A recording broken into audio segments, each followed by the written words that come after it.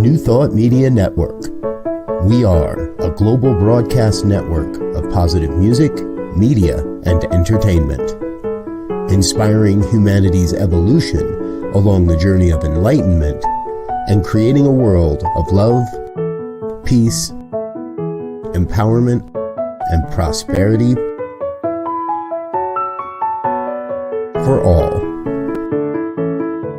New Thought Media Network. Positively inspiring.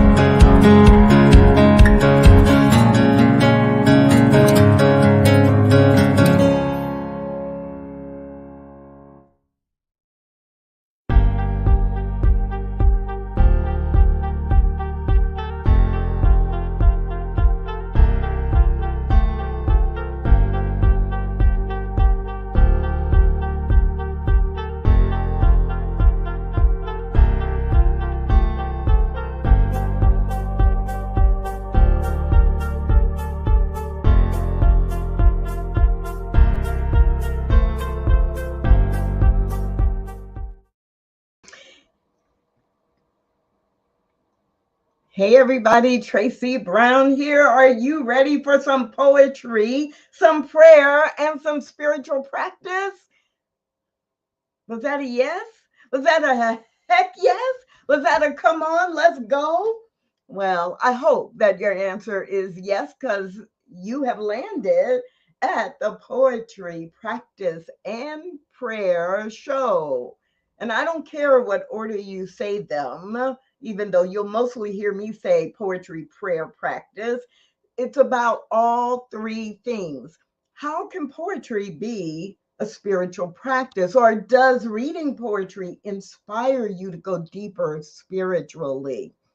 How do you use prayer in your life? And what can you do to make prayer a stronger contribution, a stronger part of your spiritual practice? And what other spiritual practices are really meaningful to you? Which ones work for you? What surprises have occurred?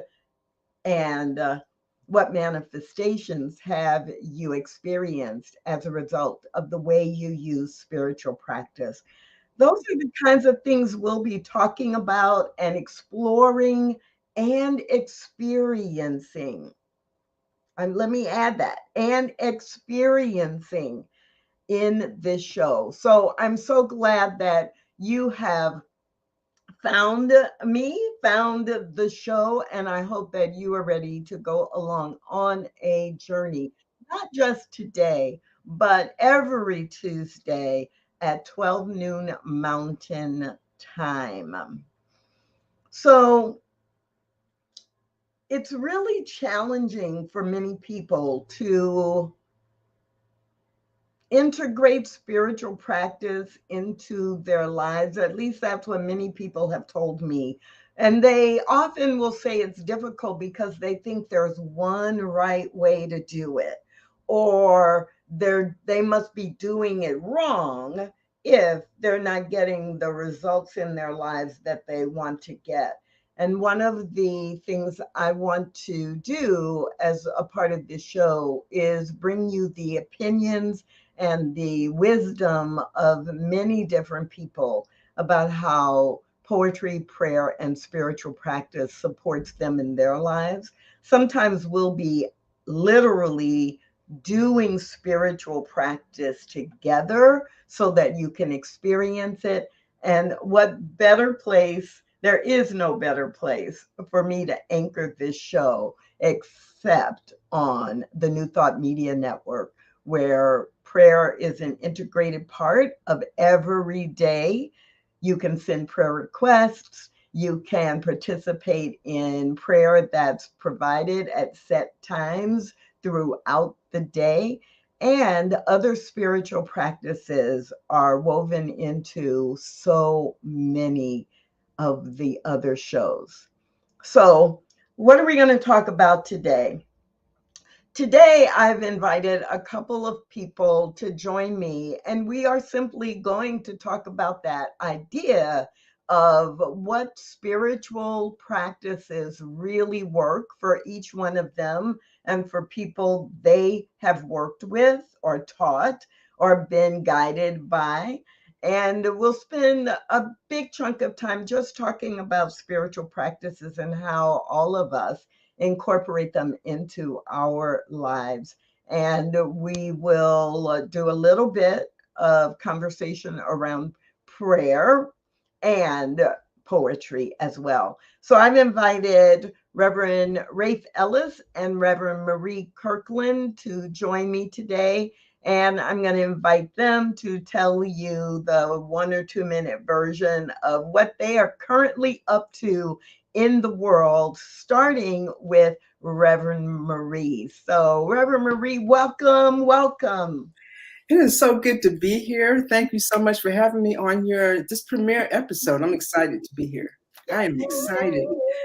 Yeah. So what am I up to in the world? Yeah, I'm the spiritual director of Living Aligned Focus Ministry. And we have an online community, Living Aligned Community. And our focus is to practice this practical spirituality in our everyday life so that we can live aligned and forward as we do our meaningful work in the world. So we are not living a hybrid life. We are practicing as we live. And basically that's what we do. And we come together and we have different programs and practices and circles that we do that around.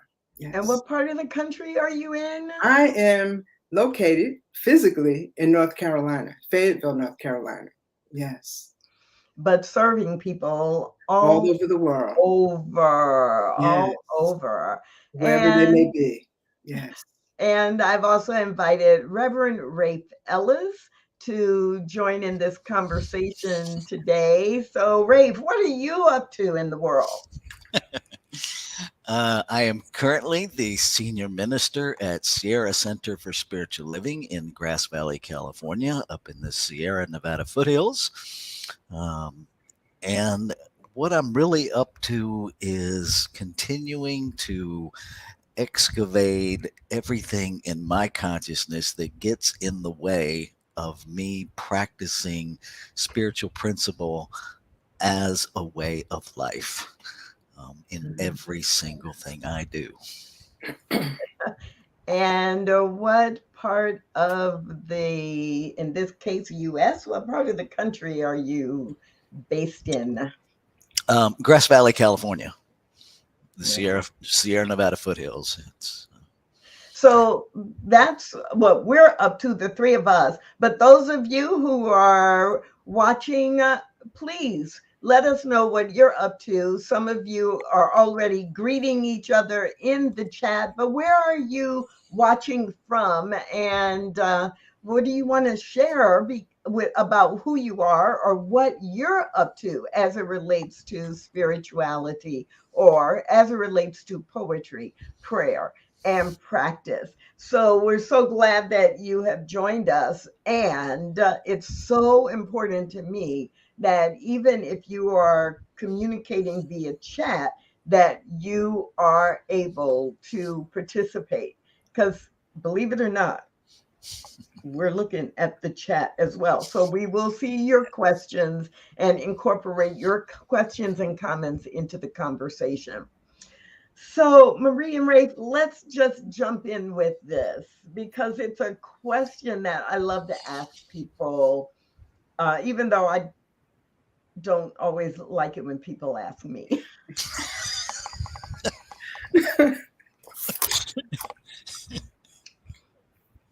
I won't say any more about that yet. So the question is, what's your favorite spiritual practice?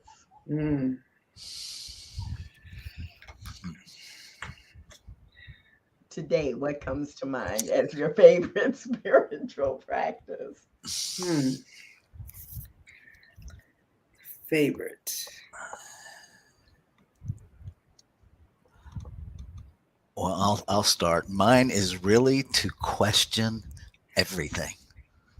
It really is my go-to spiritual practice is inquiry, Yeah. is curiosity, which demands that I literally question everything, especially everything I think I know, and especially what I think I know about truth, um, because I am a human being saturated with conditioned thinking.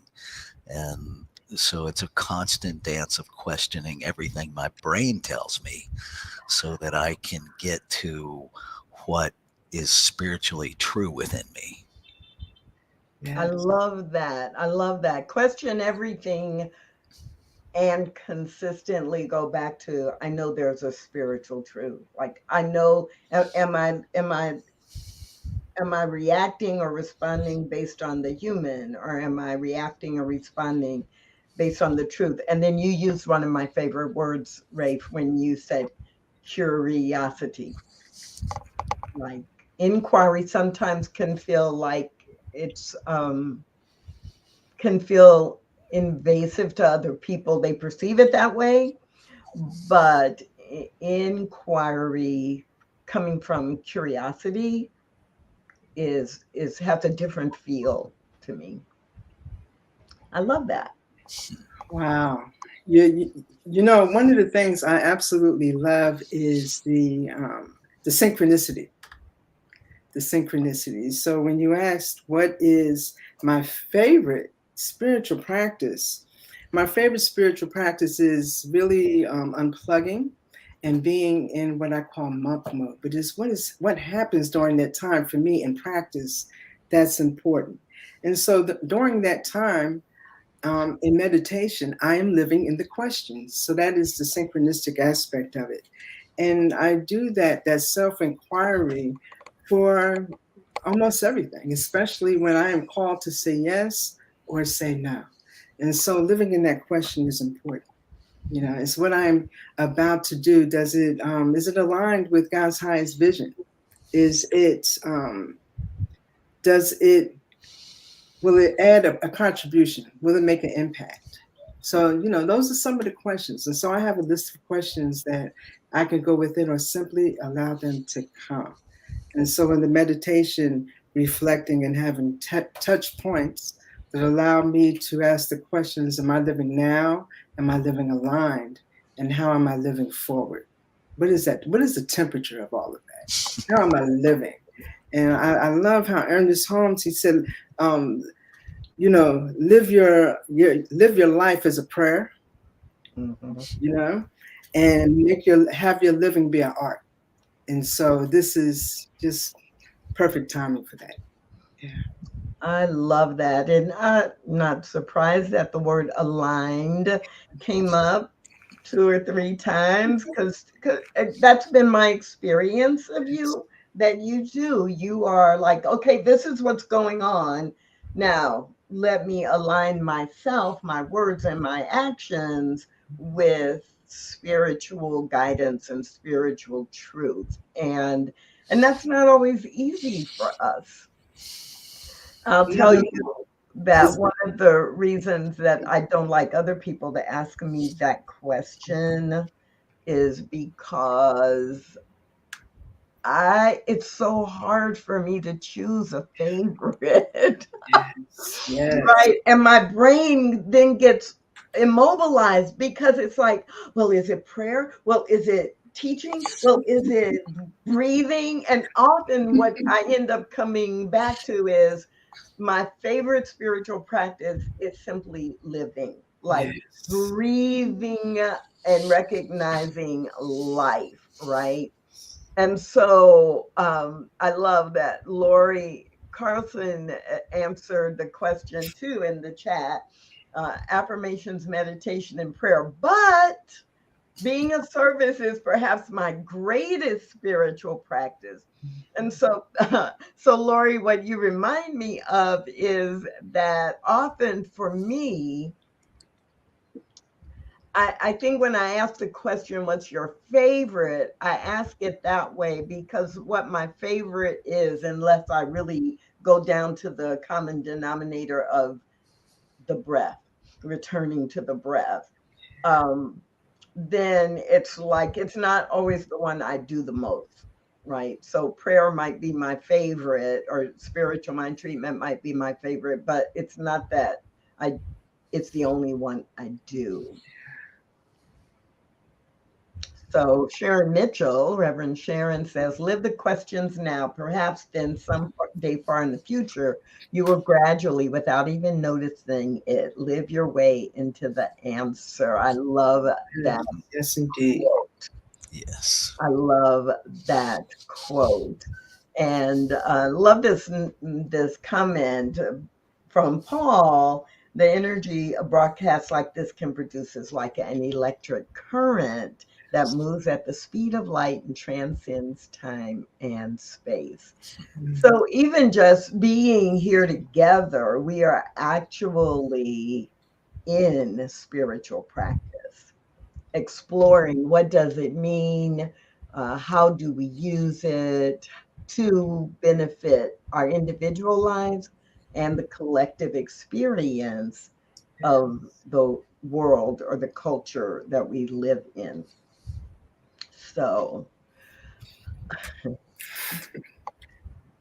you might know this. Both of you might know it. I don't know if I've ever said it in your presence. Maybe about a dozen years ago, maybe even 15, Reverend Lee Wollak made a comment. And I don't, it was in a class or maybe he had given a talk, but he made a comment where he asked the question, like as a challenge, what would your life look like if you tithed your waking hours to spiritual practice? Where we think about tithing financially or tithing our time, talent, and treasures to where we're spiritually fed, what would your life look like if you tithed your waking hours every day to conscious, intentional spiritual practice? And I just fell in love with that question and that concept. So applying spiritual practice and integrating it into my life is really my number one priority, because if I don't do that, then all the other things that I am doing don't seem to work out. Mm-hmm. So for me, that makes me want to ask you, not so much do you tithe your waking hours in spiritual practice, because that's a yes no answer response and it really doesn't matter. But what it drives me or inspires me to ask the two of you is, how, in what ways do you integrate spiritual practice throughout your day, knowing that for many people, they assume, oh, the way to do spiritual practice is when I first get up, I need to do this, this, and this for 30 minutes, and then I'm done. Right. So how do you all integrate spiritual practice throughout your day? Well, I can go ahead and share and I so appreciate the tithing of the spiritual practice. I had not considered that concept, and will certainly revisit that. Yeah. One of the ways I do it is I shared a little bit earlier about monk mode, and so I have that time during the day where I'm unplugged, and during that time I'll do my spiritual practice, and it changes.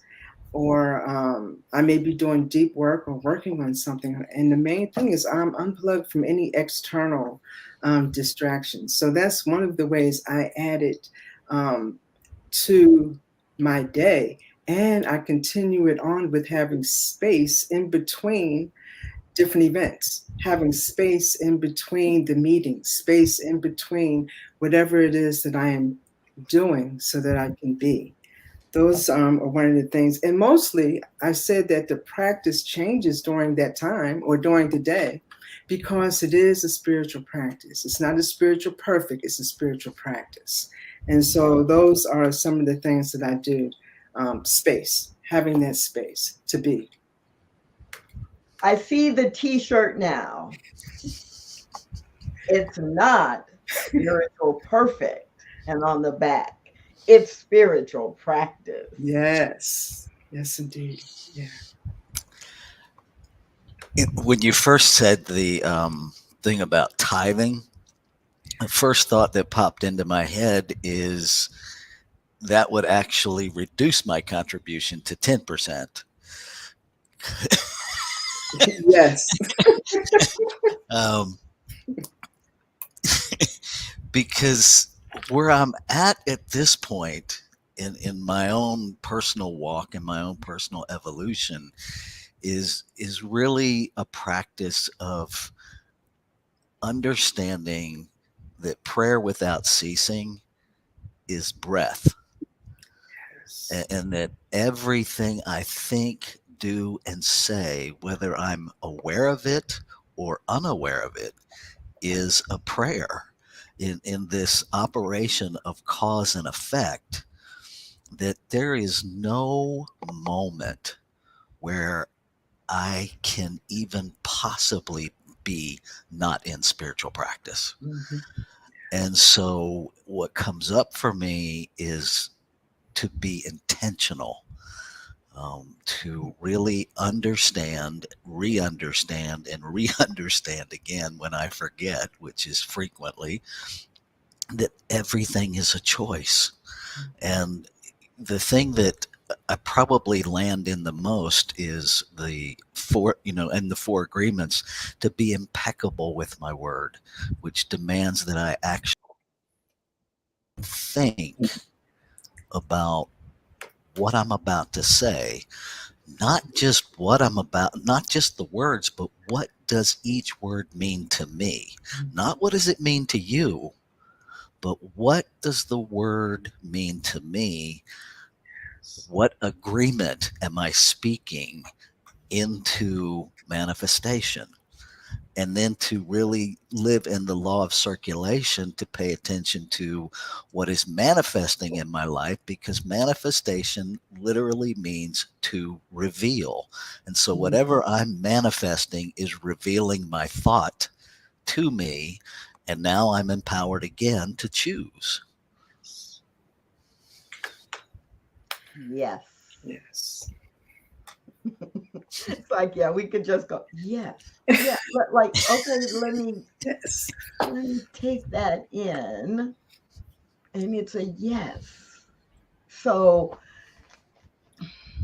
no surprise to anyone who knows me that in that integration into all the different ways we show up, or all the things we have to face or deal with or contribute in the course of a day or a week.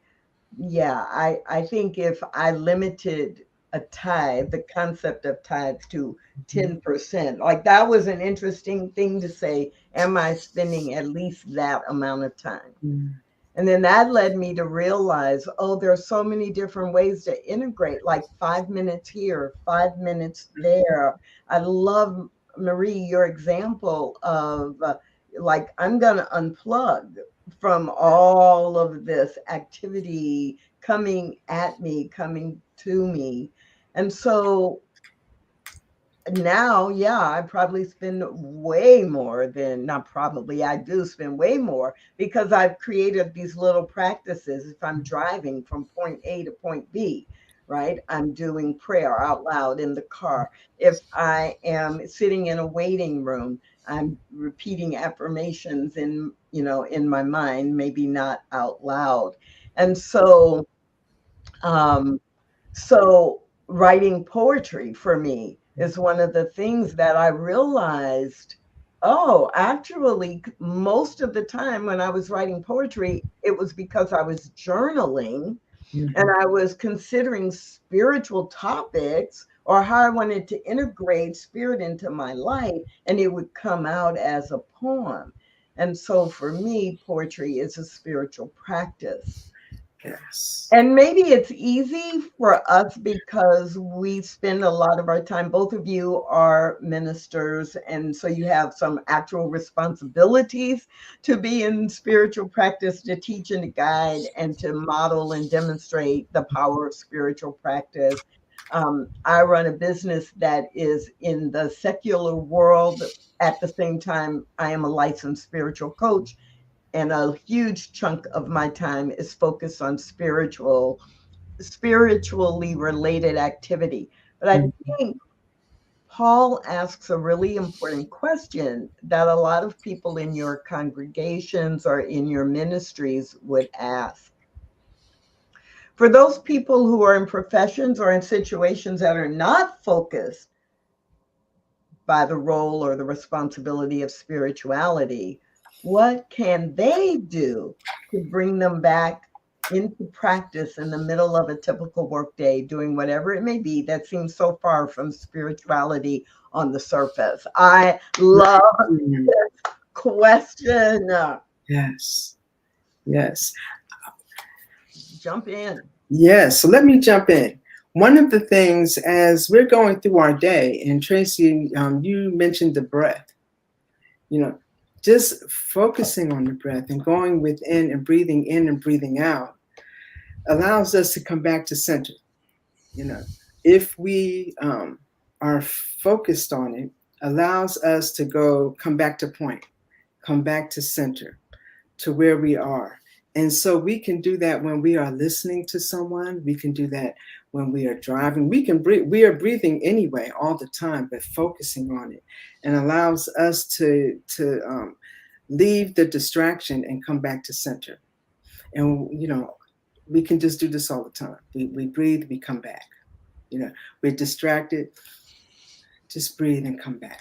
Come back to oneness. Come back to whatever that affirmation is for today. And it doesn't take a long time. One of the things a few years ago, as many people in 2020, I found myself having a hard time to breathe.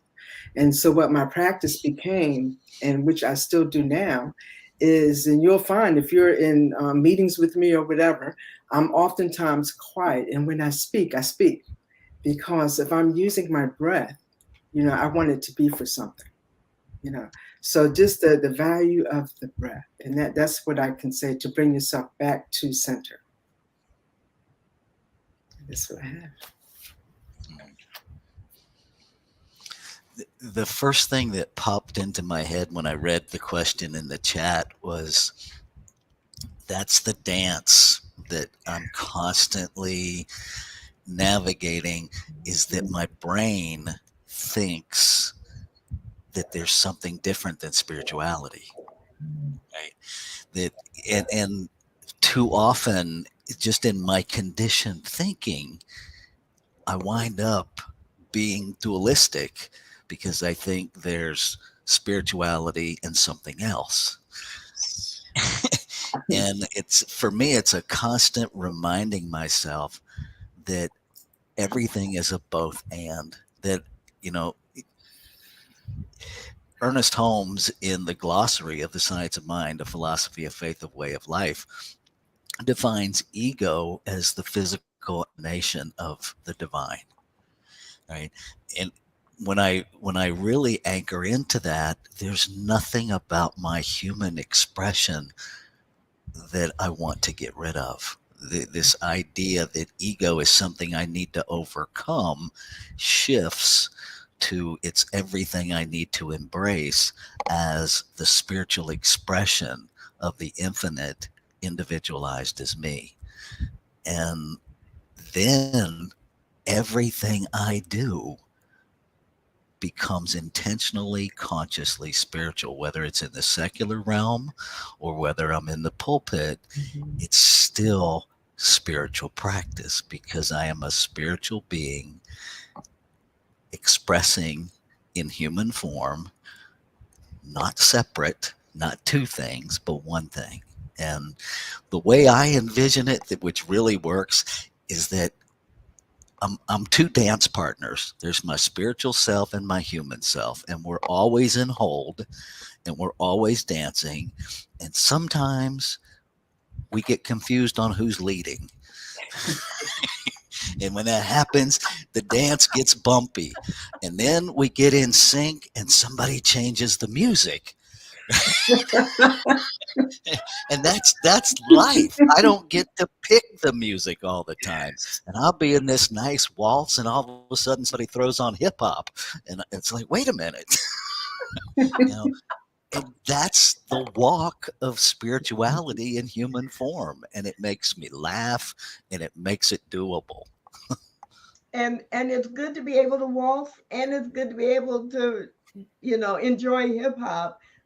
It's just sometimes the switch, it comes so suddenly and we didn't choose it. And it's like, whoa, what is this?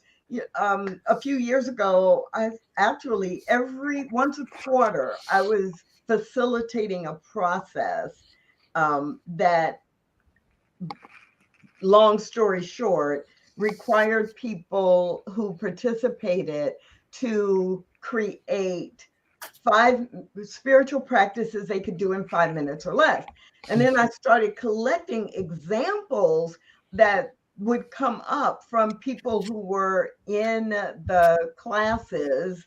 And it was just amazing when people would leave the workshop and they would be like, oh, I could do this, or I could, put a poem up in my shower, and every day when I take a shower, I could read that poem out loud to remind me. Or, right, as I mentioned before, one of the things I do, maybe I'm driving somewhere and I know it's going to take me 15 minutes, and I just don't feel I have enough time in my life to do prayer, but I got that 15 minutes. I'm in the car by myself. Nobody's going to hear me.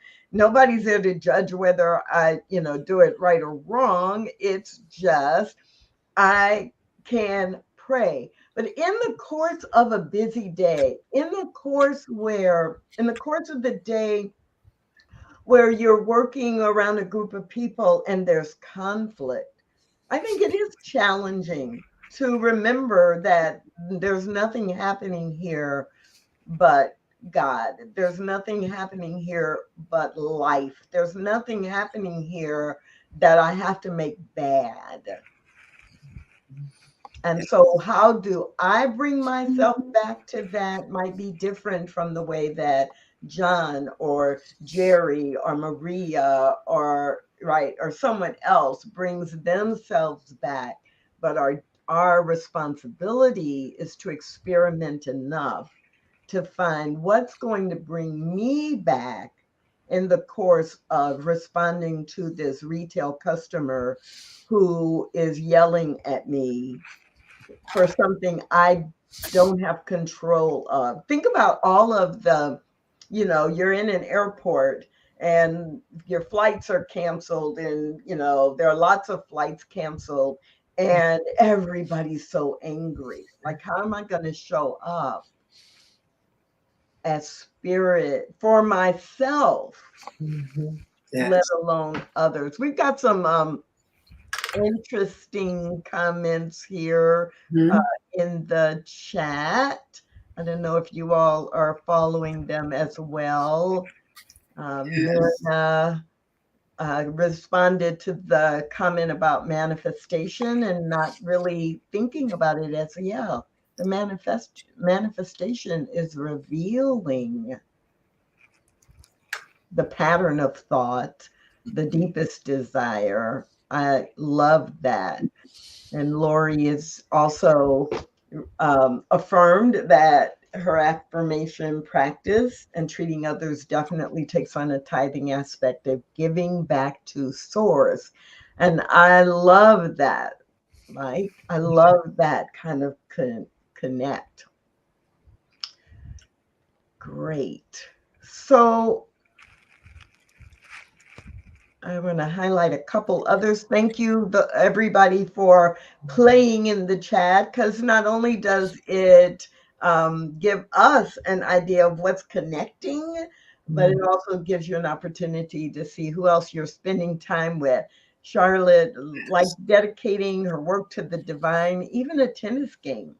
And I often forget, but I find this practice helpful when I remember. Thank you, Reverend Sharon. That line in that song, and when you get the chance to sit it out or dance, Yes.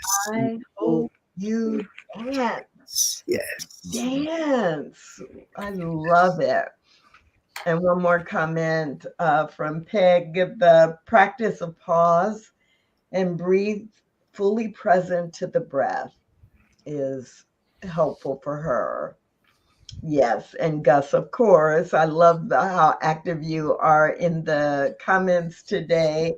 And yes, breathe in that ocean air. Well, I live in Texas. There is no ocean air here, but it helps me to breathe in the air as well. So here's the question. It's poetry practice and poetry prayer and practice. And both of you know that the latest book that I was published in is a poetry anthology called Bouquet of Stars with the mystic poet Shalane Harkin and 11 other, or 12, including me, poets. And this anthology came out a few weeks ago. And during the process of developing the book and working together over the course of several months, where we were sharing our insights, writing to prompts, giving each other feedback about our poetry, that really just clicked in that I haven't been writing as much as I would like to, how much it filled me up to be writing and to be focused on poetry. And I think it hit me that for me, poetry actually is a spiritual practice. Even if I'm not writing it, I'm going to go grab a poem by Hafez, or I'm going to go, I'm preparing a talk and I'm looking for a poem to read to connect with people in a different way than just a lecture. And I thought, oh, poetry really is, for me, a spiritual practice. And so I will often be asking guests, um, are there ways that you integrate poetry into your spiritual practice? And it is perfectly okay to say, no, I don't like poetry. I don't use it. Hmm. But I'm just curious. Well, I can say that, often in our spiritual practice, we're going within and we are embracing that part of ourselves that is already empowered. And so what comes to me sometimes as one of her poems, Nikki Giovanni, ego tripping, and it's such an empowered, it is such an empowered poem. And so it just takes me someplace else and where I already am. And it reminds me, of the greatness that I am and that God is dressed as me. What about you, Ray? I will occasionally do completely random searches of poetry on Google just by the topic of what is up for me to consider. And I started with I am infinite intelligence in form. And so that wrote the poem is the same that's reading the poem. What does it mean now? Because I have struggled in the past trying to figure out what the poet meant. And then I get lost in the right and wrongness of my, experience. Yeah. And so when I just lean into it, that infinite intelligence within me wrote the poem and is reading the poem and is experiencing the poem, I can allow it to be in the now and it experience something really magical. Poem. A piece of writing that partakes of the nature of both speech and song, that is nearly always rhythmical. Yes. Mostly for myself, I recognize when I'm in the rhythm and flow, and often that feels like poetry. You know, to be poetry as opposed to writing it, which I have, or but to be when we recognize we're in that flow, and sometimes that shows up as teaching a class, facilitating a class, having a conversation, just that flow. Yeah. I am pretty sure that even though the show is titled Poetry, Prayer, the practice is, and other ways to practice spirituality or integrate spirituality into our lives.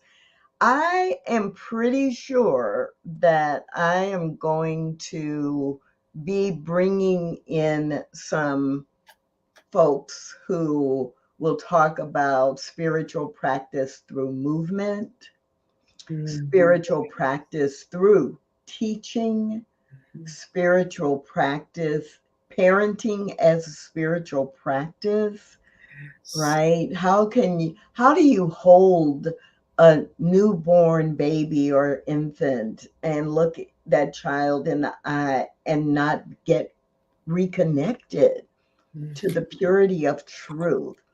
So, and I do already know, because I've already started setting it up, there's going to be a series of shows around songwriting and music as both as spiritual practice, but at the poetry of creating the lyrics, and how that either comes from spiritual practice or inspires people into spiritual practice.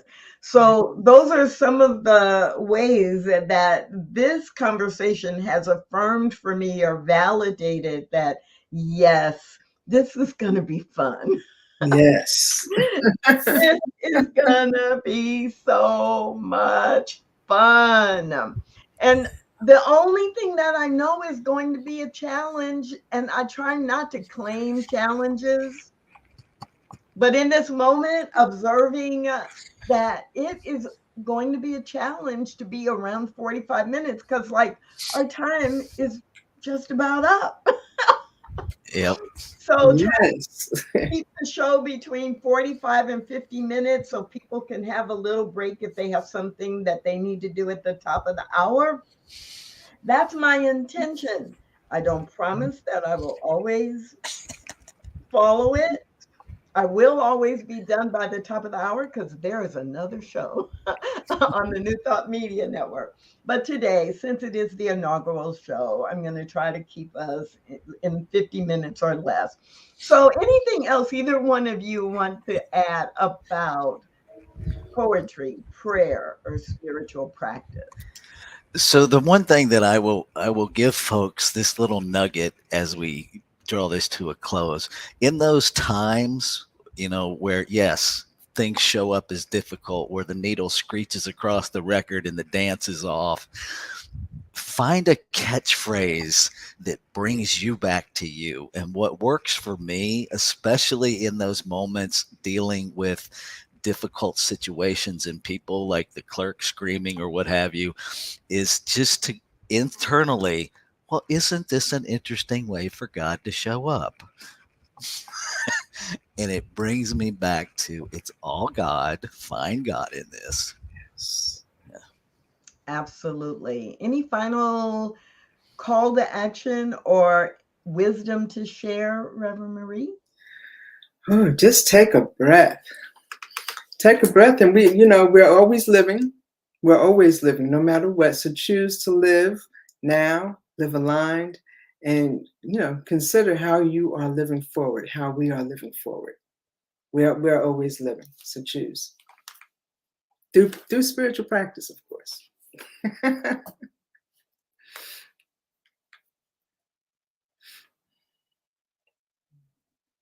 Those of you who are in the comments, please, if you have a final tip that you want to add as we begin to wind down today's show, I think that would be great. Peg reminds us to ask that question. Isn't all of our life spiritual practice and poetry? And Gus, I do a lot of journaling that is not poetry. I assure you, that's not the goal. But yeah, sometimes that's what happens. And so using journaling just to really ground ourselves or process what's going on is something that's really, really important for all of us. So I want to thank Rafe, and I want to thank, let me see, where did I lose you? Gus, I lost you, but I got you there. Right there. So I want to thank both of you for hanging out with me today. Oh my goodness, I couldn't have chosen two better people to help me begin this journey of poetry, prayer, and spiritual practice. Thanks so much for being with me. Thank you.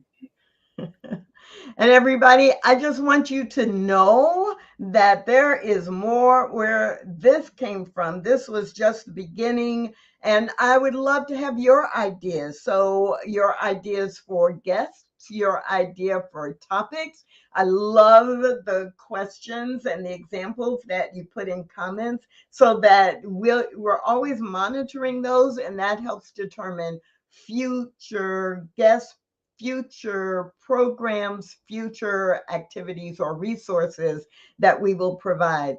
But thank you for being on the inaugural episode of Poetry, Prayer, and Practice. And we're going to go out with one of my most favorite spiritual practices, and that is getting the joy into the body. So I'm going to invite you to join me in a 30-second dance party. 30-second dance party. So